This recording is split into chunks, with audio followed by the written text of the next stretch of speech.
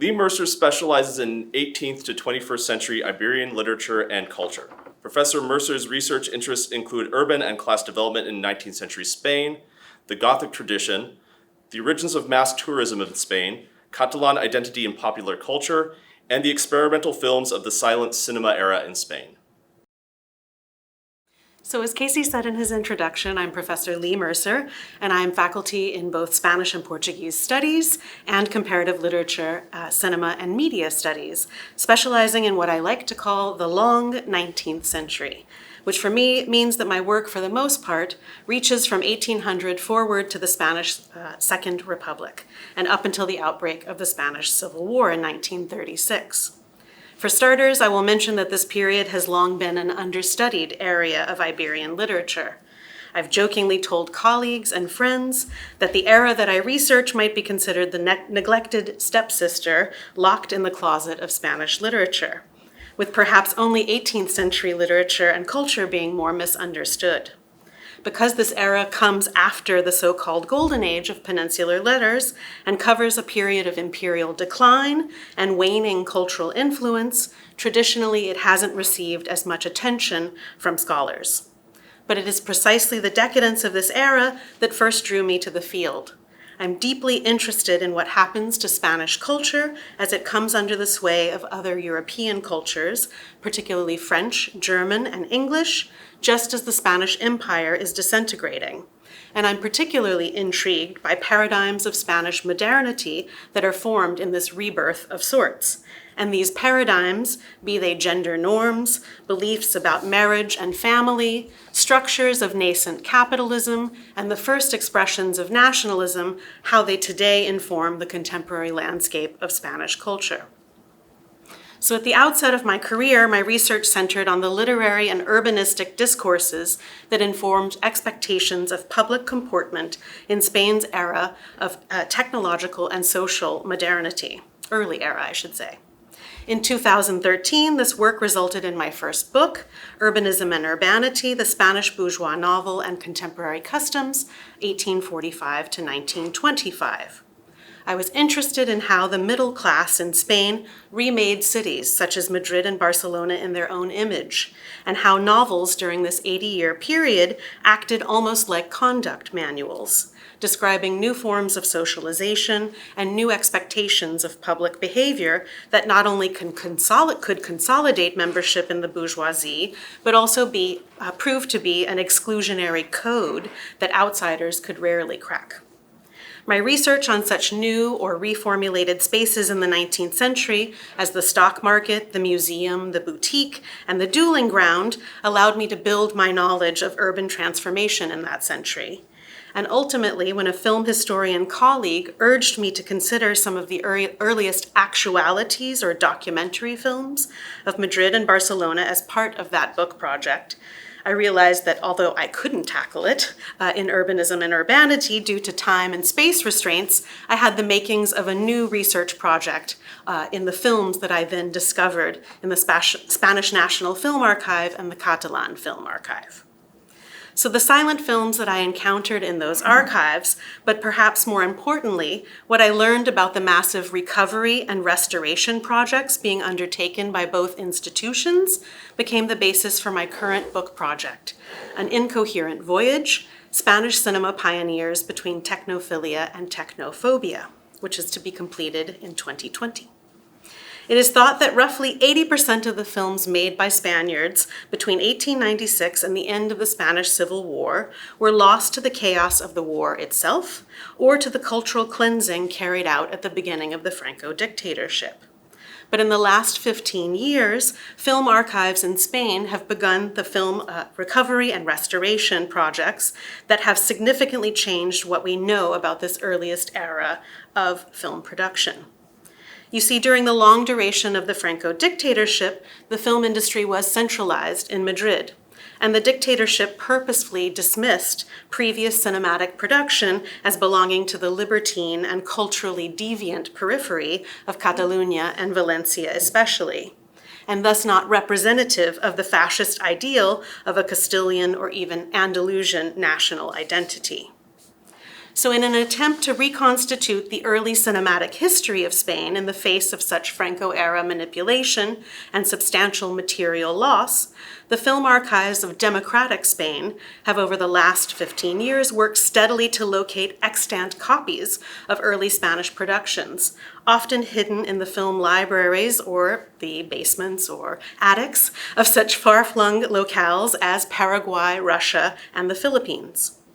The efforts of these archives have opened a myriad of possibilities to researchers, and in essence, my book project represents an attempt to mirror in critical terms the work already being carried out in physical terms by Spain's major film archives.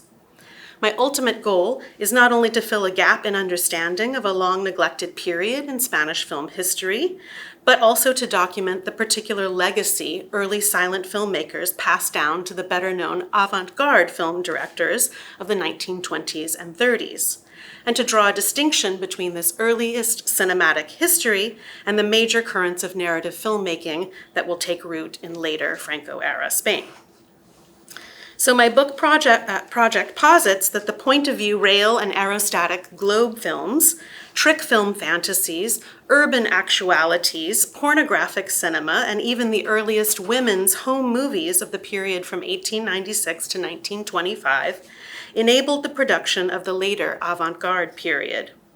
Furthermore, films by early directors such as the Baños brothers, Segundo de Chomón, and Fructuós Gelabert presented pioneering attempts by Spanish cinema to harness and exploit the unique technological abilities of film in order to question the effects of modernization on Iberian society.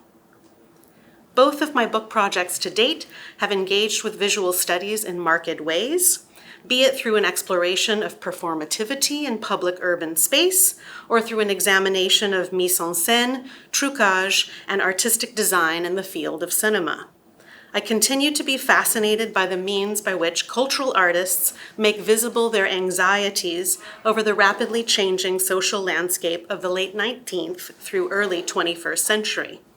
particularly in the context of Catalonia,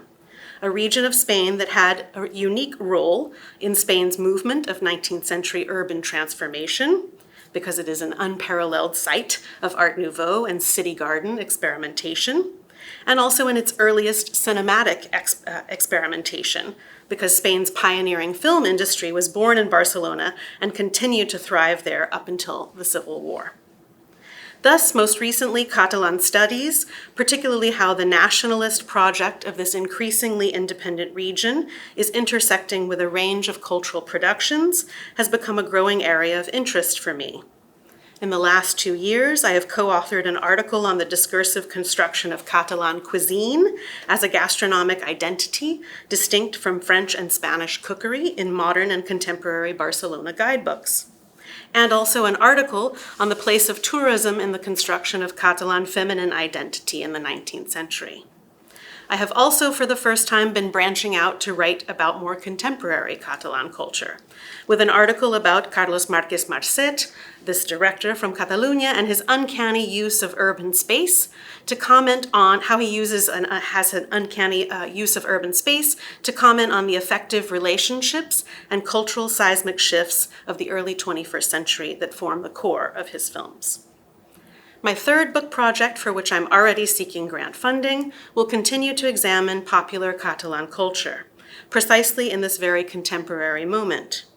In part, this is because, to my mind, and despite the groundbreaking work of the 2015 edited volume Toward a Multicultural Configuration of Spain, students in Hispanic studies in the US, the UK, and Spain are still too often trained to understand Spain and its literary and cultural production through the constrained lens of the Spanish nation-state and Castilian cultural dominance. My third book is tentatively titled Global Localism, the Place of Catalan Nationalism in Barcelona's Touristic and Cultural Productions, and it aims to question this monolithic understanding of contemporary peninsular culture.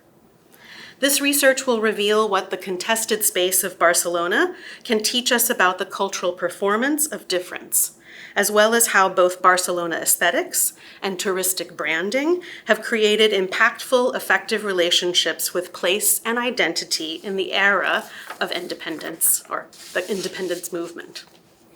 So while critics such as Joan Ramon Resina have looked especially to the post-1992 Olympic Games moment in Barcelona and argued that the Barcelona brand that originated then was a traitor to local identity and specificity and a packaged commodity stripped of its historical identity, this book project seeks to update and undermine some of those assumptions. By analyzing the great shifts in cultural production, touristic marketing, and consumerist consumption of the Catalan capital that have occurred since the rewriting of the Catalan Statute of Autonomy in 2006, and the beginning of a new political push for greater Catalan self-rule, this project will show how cultural and commercial laborers, as well as touristic entities, have constructed Catalan difference through soft power, and in essence have made material the cause of independence. Thank you so much.